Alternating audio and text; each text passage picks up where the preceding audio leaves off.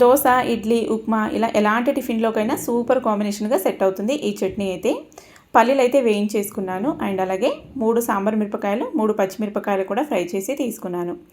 పుల్లటి టొమాటో ఉంటుంది కదా! ఆ టొమాటోలో ఒక 2 సన్నగా కట్ చేసి ఇలా నూనెలో వేసుకొని ఫ్రై చేసేసుకోవాలి.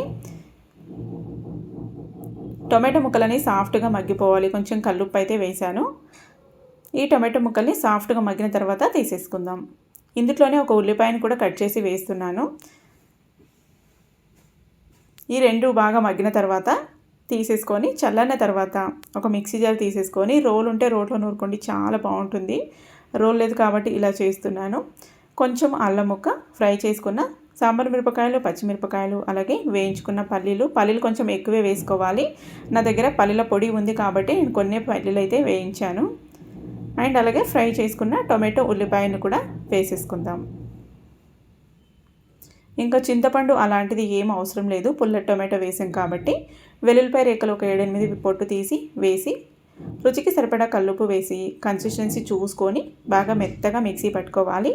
నా మిక్సీ జార్ ఎందుకు పని చేయట్లేదు, బాగా మెత్తగా రావలేదు, బరకగా అన్నట్టు వచ్చింది. బట్ మెత్తగా ఉంటే చాలా బాగుంటుంది చట్నీ అయితే. అంతా ఇలా మిక్సీ పట్టుకొని కన్సిస్టెన్సీ ఇలాగుంటేనే ఇడ్లీకైనా, దోశకైనా, ఉప్మాకైనా చాలా బాగా ఉంటుంది.